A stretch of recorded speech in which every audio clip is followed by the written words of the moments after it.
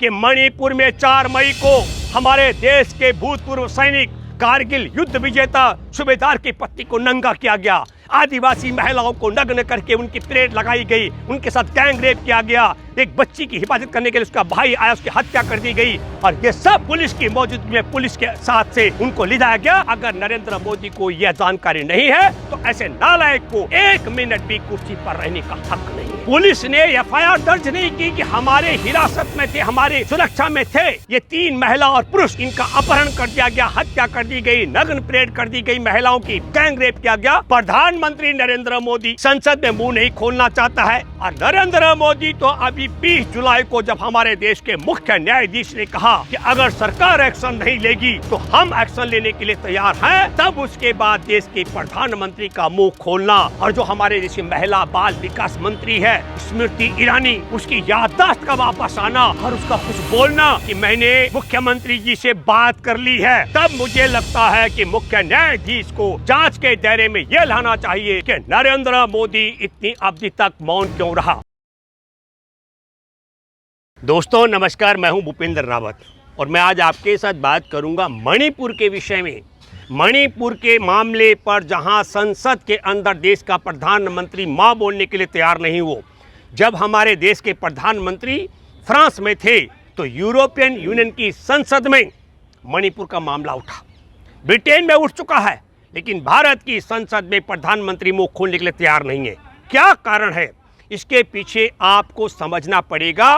मणिपुर में आदिवासियों के साथ जो बर्बरता हो रही है गैर आदिवासियों के माध्यम से, उसके पीछे पूरा संघ परिवार और उसकी सरकार, उसके गुंडे तैनात हैं।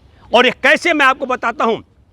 4 मई को पुलिस की हिरासत में थोबन जिला है मणिपुर का, वहां नोकपोक सेमकाई पुलिस के हिफाजत में थे जो लोग, 3 महिला और 2 पुरुष, उनको 800 से 1000 गैर आदिवासी अपहरण करके ले गए आदिवासियों का। और उनमें जिनका अपहरण किया गया, आज कारगिल दिवस है, कारगिल को विजय करने वाले सूबेदार की पत्नी का भी अपहरण कर दिया गया और उन तीनों महिलाओं को नग्न किया गया। और यही नहीं, एक 19 साल का लड़का अपनी बहन की हिफाजत के लिए जब आगे बढ़ा, उसकी वहीं पर हत्या कर दी गई। ये 4 मई का मामला है, थोबन जिला के मणिपुर का। पुलिस ने उनको बचाने के लिए और पुलिस फोर्स नहीं बुलाई, ये जांच का विषय है। पुलिस ने एफआईआर दर्ज नहीं की कि हमारे हिरासत में थे, हमारे सुरक्षा में थे। ये 3 महिला और पुरुष, इनका अपहरण कर दिया गया, हत्या कर दी गई, नग्न परेड कर दी गई, महिलाओं की गैंग रेप किया गया, मुकदमा दर्ज नहीं किया। इस 4 मई की इस बर्बरता के बाद 18 मई को गांव के जागरूक लोगों के, जब लोग होश में आए तो एक शिकायत दर्ज कराई गई, लिखित शिकायत। लेकिन 18 मई को की गई लिखित शिकायत का भी मुकदमा 21 जून को, घटना के 49 दिन बाद एफआईआर दर्ज की गई।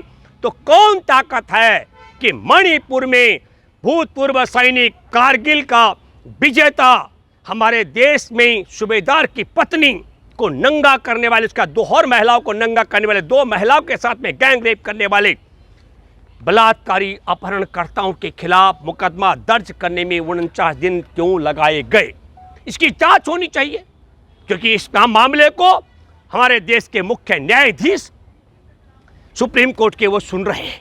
मैं उनसे अपील करता हूं, जांच यहां से शुरू होनी चाहिए कि 4 मई को जब अपहरण हुआ तो 4 मई को अपहरण करने के बाद उन्हें नग्न करना, उनसे गैंग रेप करना, हत्या करने का मुकदमा दर्ज न करने वाले पुलिस के खिलाफ मामला दर्ज किया जाना चाहिए। और बिना राज्य और केंद्र सरकार की इजाजत के बगैर कोई भी पुलिसकर्मी इतनी बड़ी गिरी हुई हरकत नहीं कर सकता है कि पुलिस की हिरासत में, सुरक्षा में जो लोग हों उनका अपहरण करके ले जाए भीड़ और पुलिस छुट्टा छोड़ दे हत्या करने के लिए, बलात्कार करने के लिए, नंगी परेड करने के लिए। ये कभी हुआ नहीं है। इसीलिए कहते हैं कि मोदी है तो मुमकिन है, कुछ भी हो सकता है। और फिर दूसरी बात है, 18 मई को की गई शिकायत पर 21 जून तक मुकदमा दर्ज न करने का क्या कारण है? और तब मैं आपके माध्यम से कहना चाहता हूं, प्रधानमंत्री नरेंद्र मोदी संसद में मुंह नहीं खोलना चाहता है। आदिवासियों का जिस प्रकार वहां हुआ, एक कारगिल के विजेता सूबेदार की पत्नी उस फौजाइन का नंगा नहीं किया गया। मैं भूपेंद्र रावत ये मानता हूं कि देश के लाखों फौजियों की पत्नियों को निर्वस्त्र करके अपमानित करने का काम संघ की सरकार और संघ के भाजपाई गुंडों ने किया है। मैं दूसरा जिक्र करता हूं, ये सिर्फ 2 आदिवासी महिला उनके साथ नग्न परेड करके बलात्कार का मामला नहीं, बल्कि पूरे भारत की महिलाओं को नग्न करने का है, नहीं तो करोड़ों आदिवासी महिलाओं का मामला। मैं ये मानता हूं यह आदिवासियों का अपमान है। मैं मानता हूं यह हमारे देश के संविधान की आत्मा का हत्या है, महिलाओं के सम्मान की हत्या है, लोकतंत्र की हत्या है। और मैं तो ये मानता हूं कि इंसानियत की हत्या। और जिस प्रकार 49 दिन तक FIR दर्ज नहीं की गई, और नरेंद्र मोदी तो अभी 20 जुलाई को जब हमारे देश के मुख्य न्यायाधीश ने कहा कि अगर सरकार एक्शन नहीं लेगी तो हम एक्शन लेने के लिए तैयार हैं, तब उसके बाद देश के प्रधानमंत्री का मुंह खोलना और जो हमारे देश की महिला बाल विकास मंत्री है स्मृति ईरानी, उसकी याददाश्त का वापस आना और उसका कुछ बोलना कि मैंने मुख्यमंत्री जी से बात कर ली है, तब मुझे लगता है कि मुख्य न्यायाधीश को जांच के दायरे में यह लाना चाहिए कि नरेंद्र मोदी इतनी अवधि तक मौन क्यों रहा। यदि नरेंद्र मोदी को यह जानकारी नहीं दी गई कि मणिपुर में 4 मई को हमारे देश के भूतपूर्व सैनिक कारगिल युद्ध विजेता सूबेदार की पत्नी को नंगा किया गया, आदिवासी महिलाओं को नग्न करके उनकी परेड लगाई गई, उनके साथ गैंग रेप किया गया, एक बच्ची की हिफाजत करने के लिए उसका भाई आया, उसकी हत्या कर दी गई, और ये सब पुलिस की मौजूदगी में पुलिस के साथ से उनको ले जाया गया। अगर नरेंद्र मोदी को यह जानकारी नहीं है तो ऐसे नालायक को 1 मिनट भी कुर्सी पर रहने का हक नहीं है।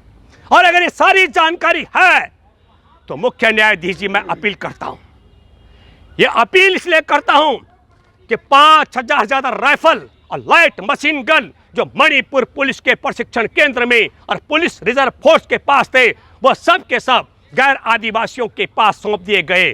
6,32,000 गोली आंसू गैस के गोले उनके हवाले कर दिए गए ताकि वह आदिवासियों का नरसंहार कर सकें। इसलिए, और यह बिना राज्य और केंद्र सरकार के कतई संभव नहीं हो सकता। अगर यह राज्य सरकार ने किया, बीरेन सिंह ने किया, तो क्यों नहीं नरेंद्र मोदी की सरकार ने मणिपुर की सरकार को बर्खास्त करके उसे जेल में डाला। और इसका मतलब है यह जांच का विषय है कि केंद्र की और राज्य सरकार किस तरीके से आदिवासियों का नरसंहार कराना चाहती है, ये भी जांच का विषय है। तब मैं यह अपील करता हूं कि इस पूरे मसले पर दूध का दूध और पानी का पानी करने के लिए कि 4 मई को पुलिस की सुरक्षा में जिन महिलाओं का अपहरण किया गया, पुरुषों का अपहरण करके हत्या कर दी गई, महिलाओं को नग्न किया गया, बलात्कार किया गया और पुलिस ने मुकदमा दर्ज नहीं किया, तो वह किसके इशारे पर है? पुलिस प्रमुख मणिपुर का, उसको तलब किया जाना चाहिए। मणिपुर के मुख्यमंत्री को तलब किया जाना चाहिए। देश के गृह मंत्री अमित शाह को तलब किया जाना चाहिए। इन्होंने देश के प्रधानमंत्री को क्यों नहीं बताया? और इन सब ने बता दिया था, नरेंद्र मोदी ये सब जानते थे, तो नरेंद्र मोदी सहित इन चारों को, गृह मंत्री अमित शाह को, बीरेन सिंह मुख्यमंत्री को और मणिपुर के पुलिस प्रमुख को जेल में डाला जाना चाहिए। 1, 2 किस लिए डाला जाए? हमारे देश के भूतपूर्व सैनिक सूबेदार की पत्नी सहित 2 आदिवासी और महिलाओं को नंगा करने के जुर्म में, पुलिस की हिरासत से ले जा करके 2 लोगों की हत्या करने के गैंग रेप के मामले में मुकदमा दर्ज न करने में और इस मामले को दबा कर रखने के लिए इन पर जेल में डाला जाना चाहिए। हमारे एक देश के राज्य का, एक राज्य मणिपुर के तमाम हथियार पुलिस के गैर आदिवासियों को, आदिवासियों की हत्या कराने के लिए लाइट मशीन गन, राइफल और गोली बारूद सौंपने के लिए इन्हें जेल में डाला जाना चाहिए। और तीसरी बात मैं करना चाहता हूं, तत्काल मणिपुर में सेना बहाल की जानी चाहिए और सेना की अगुवाई में घर घर सर्च किया जाना चाहिए ताकि 5000 से अधिक राइफल और लाइट मशीन गन और गोला बारूद बरामद करके जो आदिवासियों का नरसंहार किया जा रहा है उससे उनको बचाया जा सके।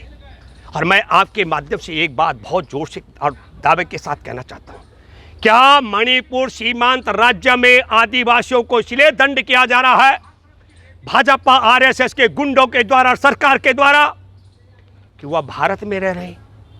तो क्या चाहते हैं आप कि मणिपुर के आदिवासी बगावत करके देश के खिलाफ जाएं? लेकिन मैं आपके माध्यम से कहना चाहता हूं, यह देश की आज़ादी के जंग में अंग्रेजों के संग थे और देश की आज़ादी के बाद आज मैं बताना चाहता हूँ, हमारे लिए तो सौभाग्य की बात है कि इंदिरा गांधी ने पाकिस्तान के 2 हिस्से करके बांग्लादेश बना दिया। अगर नहीं बनाते तो इतने बड़े पाकिस्तान की सीमा पर सुरक्षा के लिए कितना खर्चा हमको बहन करना पड़ता। ये बात मैं इसलिए करना चाहता हूँ, आज हमारे देश के अंदर अग्निवीर 4 साल के लिए सैनिकों को तैनात करने पर नेपाल ने अपने सैनिकों को भारत की सेना में भर्ती करने से मना कर दिया। दूसरी 1700 किलोमीटर ज़्यादा का मामला है। दूसरा बात, नेपाल में भारत के रुपए का प्रचलन बंद कर दिया गया। यह है विश्व गुरु बनने की ताकत। तीसरी बात, नेपाली अब भारत की सेना में भर्ती होने के बजाय चीनी सेना में भर्ती होने जा रहे हैं। यह है देश के साथ, और मैं कहना चाहता हूं कि चीनी सरकार से, चीन से सुपारी लेकर नरेंद्र मोदी ने योजनाबद्ध तरीके से हमारे देश की सेना को कमजोर करने के लिए अग्निवीर में तब्दील किया।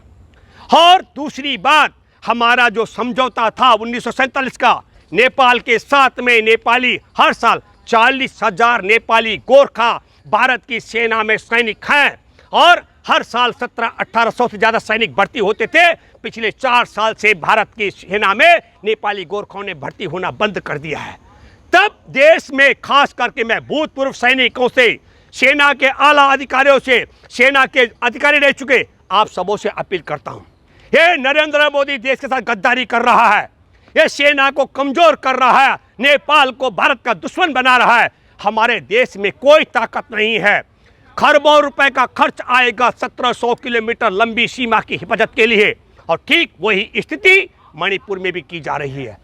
तब मैं ये कहना चाहता हूं आपके माध्यम से, इस समय सुप्रीम कोर्ट में मुख्य न्यायाधीश की बहुत बुरी प्रशंसा हो रही है, लेकिन मैंने कई मामलों को देखा है।